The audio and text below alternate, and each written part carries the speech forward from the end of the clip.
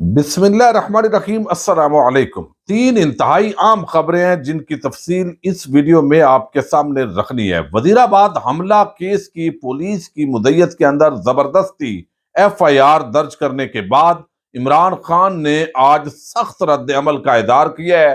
اگلا لائحہ عمل کیا ہے وہ بھی آپ کو بتاؤں گا۔ پنجاب اور خیبر پختونخوا کے اندر گورنر راج لگانے کا آج رانا ثناء اللہ اور گورنر پنجاب نے نہ صرف اندیا دی ہے بلکہ دھمکی دی ہے۔ اس کا کیا مقصد ہے؟ کیا واقعی گورنر راج لگنے جا رہا ہے؟ خان حملہ کیس کے اندر ایک جے آئی ٹی بنائی گئی ہے، اور اس جے آئی ٹی کا اصل مقصد کیا ہے اور اس کے اندر کون کون شامل ہے؟ انتہائی بڑی خبر ہے، اسی سے ہم ویڈیو کا آغاز کریں گے۔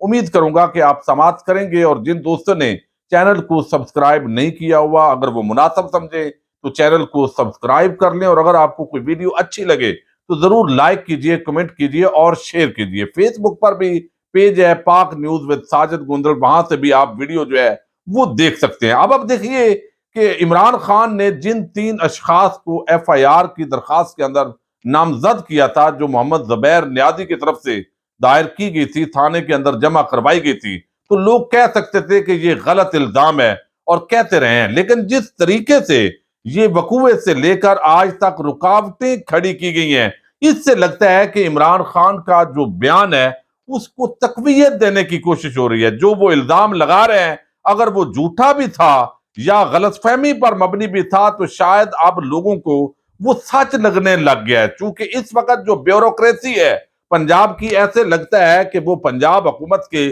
کنٹرول کے اندر نہیں ہے۔ وفاق براہ راست جو ہے وہ پنجاب کے پی کے معاملات چلا رہا ہے۔ یہی وہ معاملہ ہے جو اتنی بڑی پیچھے سے طاقت ہے، اس کی بنیاد پر رانا ثناء اللہ عجیب و غریب قسم کی دھمکیاں لگاتا ہے۔ جب یہ آپ کے پاس سرکاری مشینری نہیں ہوگی، آپ برابر لیول پلینگ فیلڈ ہوگی، تو کیا آپ کسی کو اس طرح دھمکیاں لگا سکتے ہیں؟ اور لگانے بھی نہیں چاہیے۔ لیکن آپ ریاستی مشینری کو، پولیس کو، ایف سی کو، رینجرز کو، وہ تمام اختیارات ایف آئی اے کے رکھنے کے بعد آپ اتنے بڑے وہ ایسے لیگی بدماش بن کر جب اشتعال دلائیں گے، اور آگے سے کسی سیاسی جماعت کے ورکر جو ہے وہ ریٹیلیٹ کریں گے، تو پھر ماحول تو خراب ہوگا۔ اب یہاں پر اس کیس کی ایک جے آئی ٹی بنا دی گئی ہے، لیکن میں مسلسل اپنے ناظرین کو یہ پوری واردات سمجھا رہا ہوں جو میرے فہم کے مطابق ہے۔ ضروری نہیں ہے آپ اختلاف کریں یا اتفاق کریں۔ سانیہ ماڈل ٹاؤن کا چونکہ میں نے پورا کیس مسلسل کور کیا، اس کے اندر ہم نے دیکھا کہ ایک ایف آئی آر جو ہے وہ زبردستی اسی طریقے سے وہ پولیس نے اپنی مدعیت کے اندر درج کی، اس پر ایک جے آئی ٹی بنا دی، اور وہ جے آئی ٹی جو ہے وہ اپنی مرضی کی بنا کر کہہ دیا گیا جناب اس میں نواز شریف اور شہباز شریف، رانا ثناء اللہ فلاں فلاں کا کوئی قصور نہیں ہے، اور یہ جو ہے غلط فہمی اور یہ غلطی، اور لہذا 14 جو لاشیں ہیں، جو شہادتیں ہیں، ان کا کوئی مسئلہ نہیں ہے، نارمل ہے، اور اس طرح مٹی جاڑ دی گئی۔ پھر ہم نے دیکھا کہ وہ ایف آئی آر پھر ایک اور اندراج ہوا، اور وہ سپریم کورٹ آف پاکستان کے اندر قادری صاحب خود گئے، انہوں نے دلائل دیے، اس کا اندراج ہوا۔ لیکن آج تک لاہور ہائی کورٹ کے وہ ججز جو انصاف کے نام پر ویسے تو تنخواہ بھی لے رہے ہیں، مراعات بھی لے رہے ہیں، اور وہ بھول گئے ہیں کہ 3 سال سے وہ جو نئی جے آئی ٹی، نئی ایف آئی آر پر نئی جے آئی ٹی بنی، اس نے انویسٹیگیشن مکمل کر لی، سوال و جواب کر لیے، اور جب وہ کنکلوژن اس نے دینا تھا اور رپورٹ سبمٹ کرنی تھی، تو کوئی غیبی طاقت شریف خاندان کو بچانے کے لیے آگے آگئی، تاکہ یہ ہمارا اثاثہ ہے، ان کو ہم نے پھانسی کی طرف نہیں جانے دینا، اور وہ لاہور ہائی کورٹ روک کے بیٹھی ہوئی ہے۔ اور جب الزام آتا ہے کہ آخر ان عدالتوں کو کون کنٹرول کر رہا ہے، تو بہت سارے لوگ اس پر حیران ہوتے ہیں۔ 3 سال سے وہ رکا ہوا ہے، اور سوال وہاں بھی یہی بحث ہو رہی ہے اسی سوال پر کہ جناب پہلی ایف آئی آر کے ہوتے ہوئے ایک ہی وقوعے کی دوسری ایف آئی آر نہیں ہو سکتی۔ وہاں بھی جو لواحقین ہیں وہ دیواروں کو ٹکرے مار مار کر وہ عدلیہ کو بتا رہے ہیں کہ جناب وہ زبردستی کی ایف آئی آر ہے، وہ ہماری نہیں ہے، ہماری تو یہ ہے جو ہم نے درج کروائی ہے۔ پھر کیا ہوتا ہے؟ شہادتیں اتنے میں شواہد ضائع ہو جاتے ہیں۔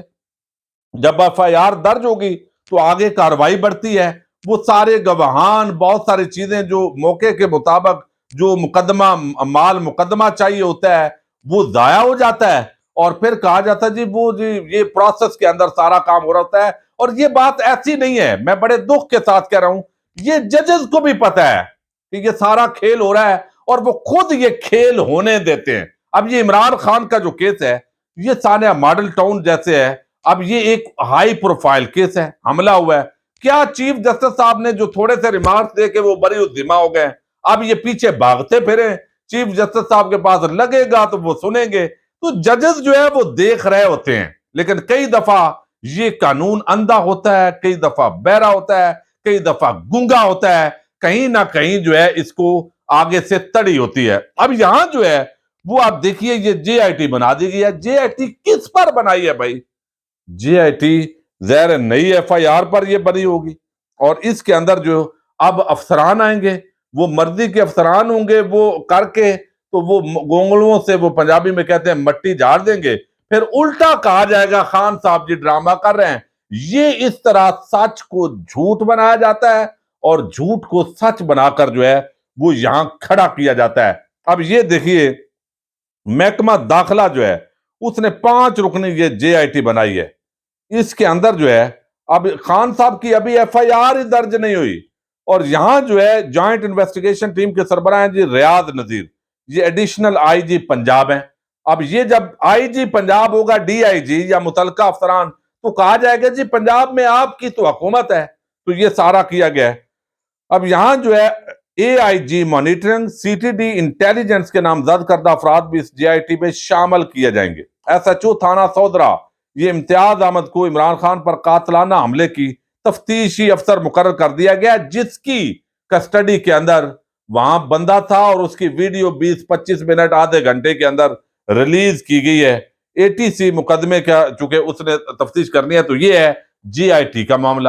اب جو خان صاحب ہیں انہوں نے رد عمل دیا, اور میں آپ کو بتا دوں اب جو ہے وہ سیشن کورٹ کے اندر یا ہائی کورٹ کے اندر اس حوالے سے لایا عمل بنایا گیا ہے.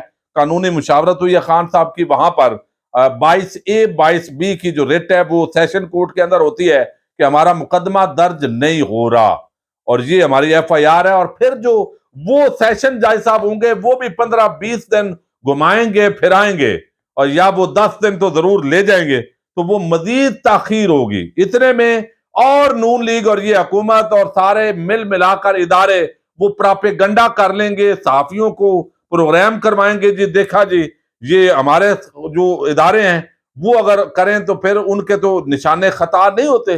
بھائی وہ نہیں ہوں گے, یعنی اصولی بات ہے وہ نہیں ہوں گے, کوئی اور ہوگا جیسے اس نے کیا ہے وہی ہوں گے.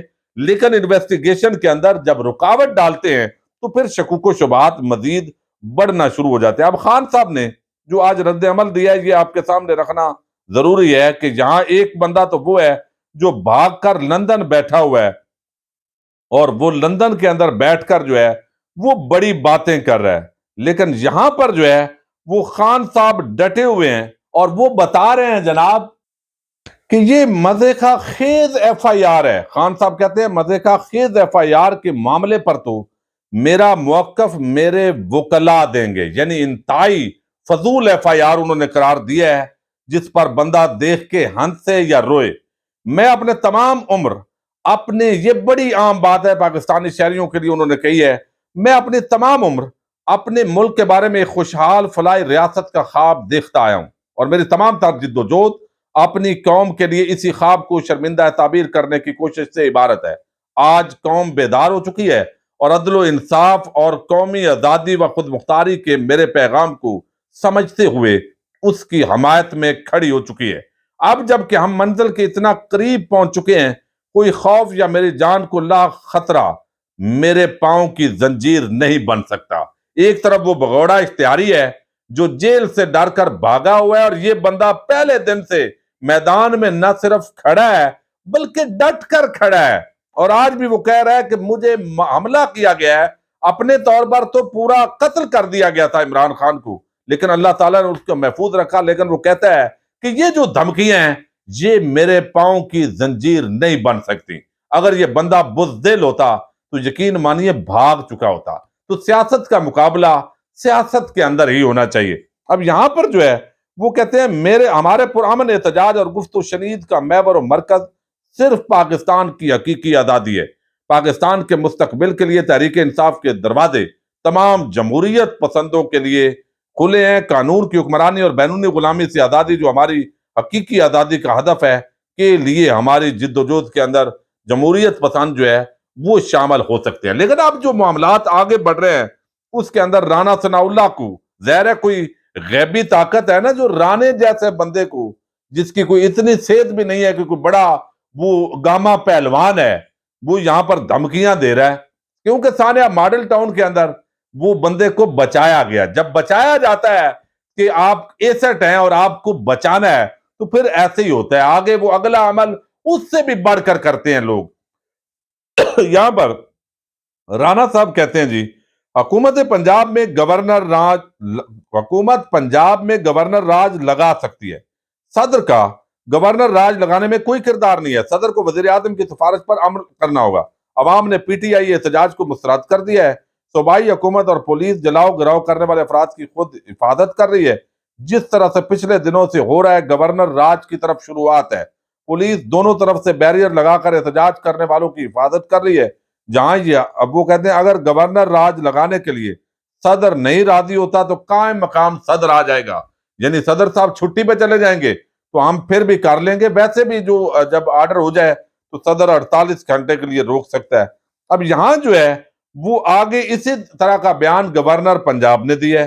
اب یہ دونوں صوبوں کے اندر کہا گیا ہے جی، کے پی کے کے اندر اور آئی جی پنجاب کو کہا گیا ہے آپ اپنی ڈیوٹی پرفارم کریں، پنجاب میں رہیں، آپ ہماری زبردست خدمت کر رہے ہیں، ہم آپ کو اپریشیٹ کرتے ہیں، اور جو سی سی پی او لاہور ہے وہ اس وقت رکاوٹ بنے ہوئے ہیں، لہذا ان کو تنگ کریں اور ان کو وفاق کے اندر جو ہے بلائیں۔ تو یہاں کچھ چیزیں جو ہے وہ مینج ہو رہی ہیں تقریباً، اور ایسے لگتا ہے کہ پنجاب کے اندر جو پرویز الہی ہیں ان سے ہمارا شکوہ لوگوں کا اپنی جگہ ہوتا ہے کہ وہ جو ہے وہ ڈبل گیم کر رہے ہیں، یہ چیزیں بھی چل رہی ہیں، وہ وقت آنے پہ بتائے گا۔ لیکن فی الحال جو مونس الہی صاحب نے بتایا کہ ایسی کوئی بات نہیں ہے تو وہ بھی آپ کے سامنے رکھنی ضروری ہے۔ لیکن یہاں پر عملاً جو ہے بیوروکریسی، چونکہ ان اداروں کو کبھی یہاں طاقتور ہونے ہی نہیں دیا گیا، اور کیوں نہیں ہونے دیا گیا اس کی وجہ یہ ہے کہ پھر یہ کٹھ پتلی بن کر یہ ناچ رہے ہیں جس طرح آج یہ ناچتے جا رہے ہیں۔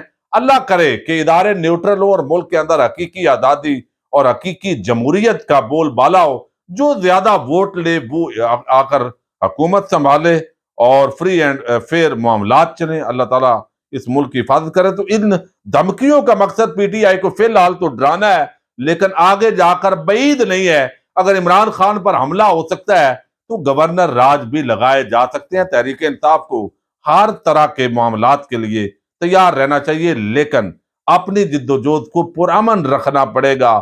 پرامن جد و جہد کے ذریعے جو قربانی ہے وہی دیر پا اور ثابت قدم رہتی ہیں۔ اجازت دیجیے گا، اللہ حافظ۔